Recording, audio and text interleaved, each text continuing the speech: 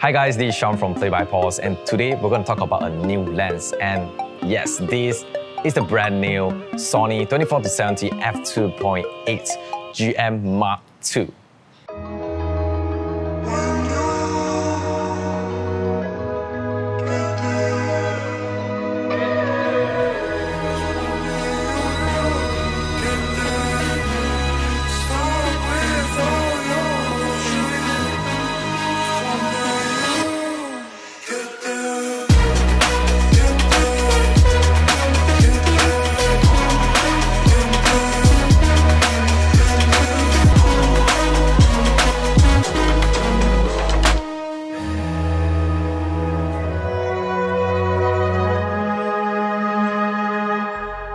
Let's put it this way, I love prime lenses because it's fast, it's easy to work with, it's lightweight compared to a zoom lens.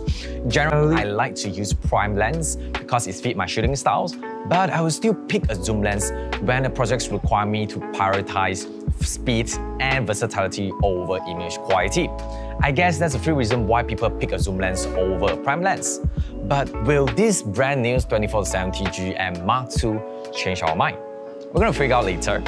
So, if you know me well, I always prefer a real-world test compared to a lab test when I receive a new lens. Let's face it, when you receive a new lens, you just want to try it, play around. So later on, I'm gonna get some shots with our very best friend Delphine. So we're gonna take some photos and videos with this lens and see how this lens perform in real world. The best part of having a 24-70 in one single lens is you're able to cover most of focal length in one single lens, and also you don't really have to restabilize your gimbal that often. You're able to cover the wide angle to 24mm, a more portrait 50mm, and lastly a more compressed focal length 70mm in one single setup. I must agree that using a gimbal and a zoom lens is going to be much heavier when compared to prime lens. But thanks to our technology, now we are getting 20% lighter compared to a predecessor Mark I. This might not sound a lot, but trust me, you can definitely feel the difference when you're holding a gimbal like this throughout a day, and probably you're going to be able to balance your gimbal much easier with a lighter lens. So for a typical 24-70, it comes with an f2.8 aperture. Same goes to this. It's a fixed f2.8 lens. It creates a decent shadow depth of field. It's definitely not mind-blowing, but you're still able to blur out the background nicely, especially at 70mm. Sony did mention that the Mark II version comes with a better circular bokeh with more blades. It consists of 11 blades aperture units compared to the 9 blades from the Mark I. Aside from that, they also have the Super ED glass elements to minimize the color bleedings around the bokeh. So I also did some short tests comparing to the Mark I and Mark II, so you can have a side-by-side comparison.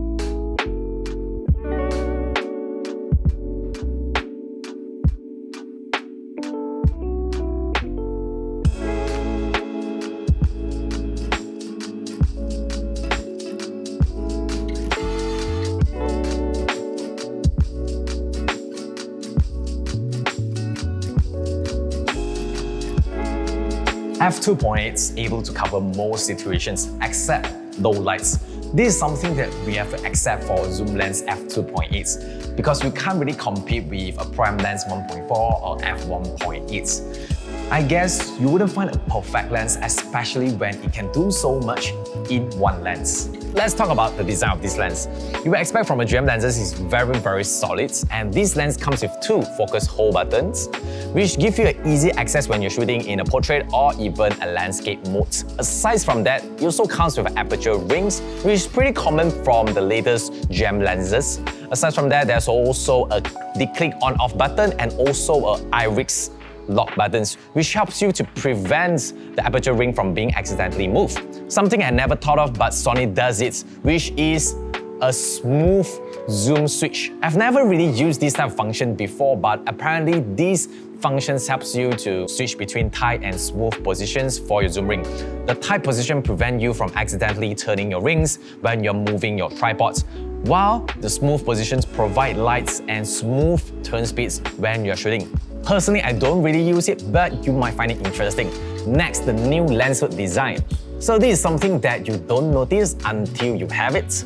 The Mark II comes with a new lens hood design which features an opening that allows you to turn the VND with the lens hood on. This is definitely a bonus feature, and I realized that Sony has been doing it since the 7200 F2.8 GM Mark II. Okay, enough of good thing about this lens. How about things I don't like? So one of the things that I don't like about this lens is it extends and retracts when you zoom in and out.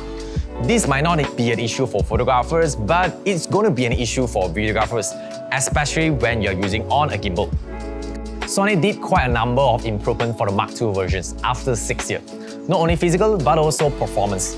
Based on paper, the Mark II version is 2 times faster than the Mark I versions while you're zooming in. This is something that I don't often use, just something that you might find interesting. I also did some comparison between the Mark I and Mark II versions in terms of autofocus.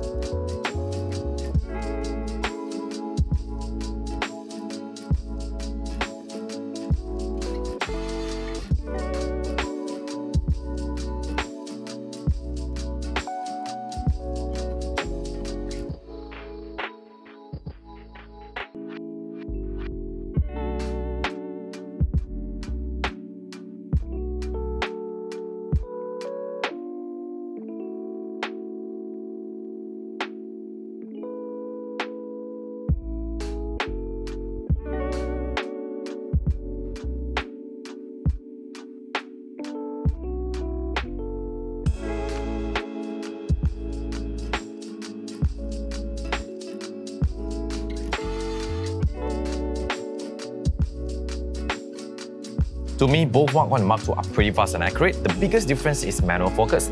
The Mark II version has used a linear manual focus system to ensure that the focus responds directly when focusing manually. This is definitely a plus point for video shooters because sometimes you just want to go with the conventional way.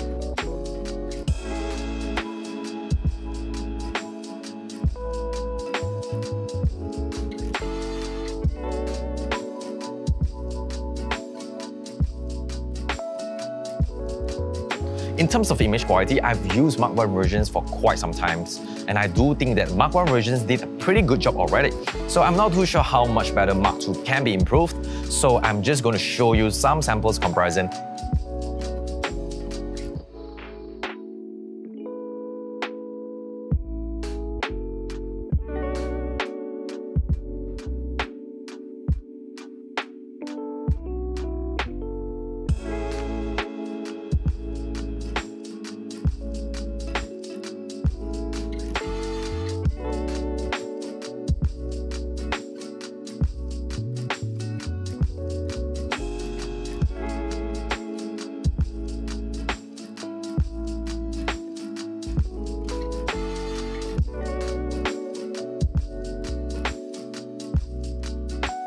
Based on the portrait photos, I don't see much difference between these two lenses. Both of these lenses are pretty sharp from center to edge. The Mark I versions might be a little bit softer at the edge, but honestly you can barely tell if you didn't zoom in to 100 or 200%. So is this lens for you? If you're looking for the best of the best and budget is not an issue, definitely go with this lens. Because this is going to give you the latest technology, it's going to give the best performance, and it's an improvement from the predecessor. On the other side, if you're looking for a more budget versions and you don't mind sacrificing some of the performance, then you might need to look at other brands like Tamron or Sigma or even the Mark I versions. So I own a Tamron 28-75 f2.8. It's pretty workable, it's a great lens.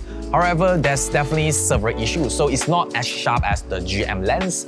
You don't have all the features and buttons from the GM lens. The only two pros I can find from that Tamron lens is the lightweight and also it's much more affordable. So in short, if you're on a tight budget, definitely check out other brands. However, if you're okay with the budgets, definitely go with this lens. So I hope this video helps you to make a better decision for your next zoom purchase. If you do find it helpful, give us a like, subscribe our channel, or even share this video. And as always, create, learn, and have fun. I'll see you guys in the next video.